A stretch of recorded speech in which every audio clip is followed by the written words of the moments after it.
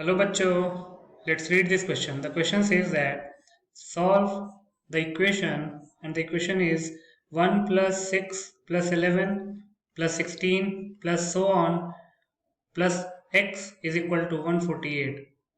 इस क्वेश्चन में एक इक्वेशन दे रखी है 1 plus 6 plus 11 plus 16 plus so on up to x is equal to 148. इस इक्वेशन को सॉल्व करना है. इक्वेशन को सॉल्व करने का मतलब है कि आपको जो अननोन वेरिएबल है उसकी वैल्यू निकालनी है. तो पहले हम की कॉन्सेप्ट देख लेते हैं. What is key concept? Key concept ये है कि अगर आपको nth term of an AP, tn of an AP का फॉर्मूला पता है, वो क्या होता है? a plus n minus one into d, where a is first term, d is common difference और n जो होता है वो नंबर ऑफ टर्म्स को रिप्रेजेंट करता है. ये तो tn that is nth term of an AP का फॉर्मूला हो गया. एक और फॉर्मूला आपको यूज करना पड़ेगा, वो है sum of n terms, Sn, sum of n terms of an AP. उसका फॉर्मूला क्या होता है? n by two into two a plus n minus one into d. ये sum of n terms of an AP का formula होता है. इसमें n वही number of terms, a first term, d common difference हो गया. तो इसको सॉल्व कैसे करेंगे?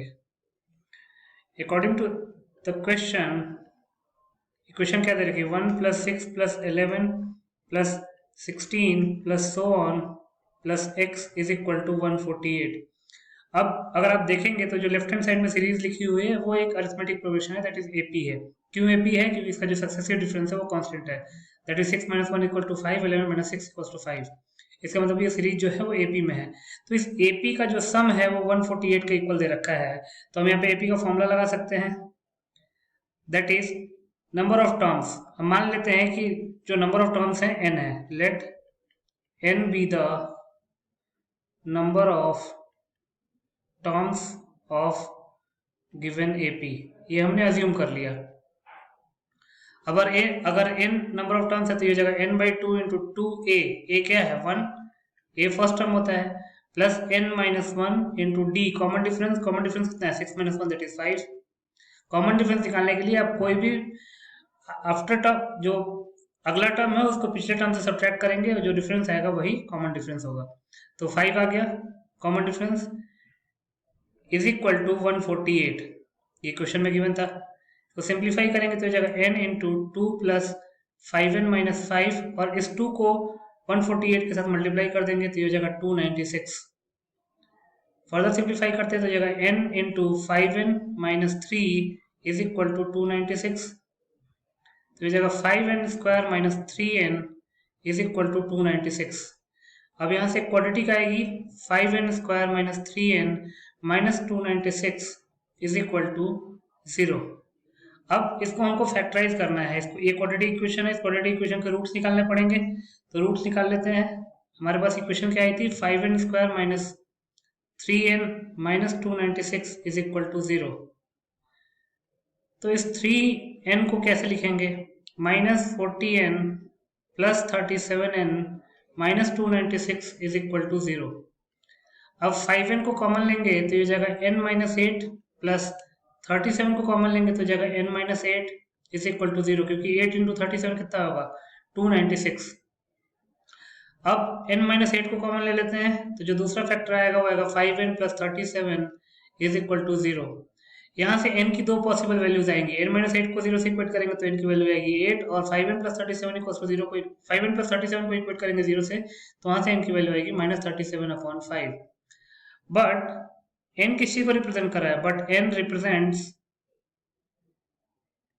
Number of terms. n number of terms को रिप्रेजेंट कर रहा है और नंबर ऑफ टर्म्स हमेशा इंटीजर होंगे और वो भी पॉजिटिव इंटीजर हो सकते हैं.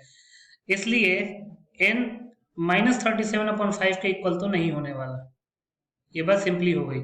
सिंपली आपने इसको रिजेक्ट कर दिया. तो लिख सकते हैं देयरफॉर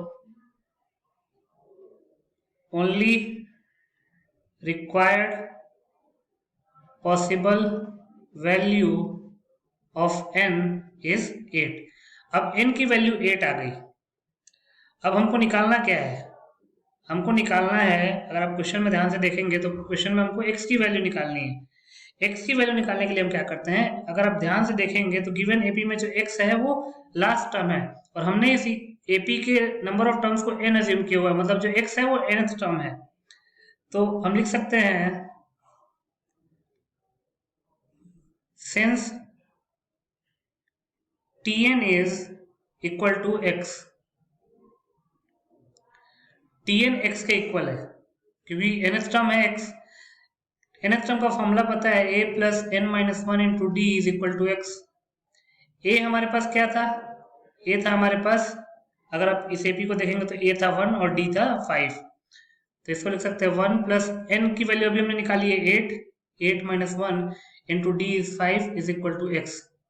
यहाँ से सिंप्लीफाई करेंगे तो यह जाएगा 1 प्लस 7 इंटू 5 दैट इज 35। तो यहाँ से x की वैल्यू आ गई 36, x की वैल्यू 36 आ गई, और x की वैल्यू निकालनी थी क्योंकि इक्वेशन सॉल्व करने का मतलब क्या है, जो अननोन वेरिएबल उसकी वैल्यू निकालनी है। तो इसको हम लिख सकते हैं hence the required value of x is 36. This is your final answer.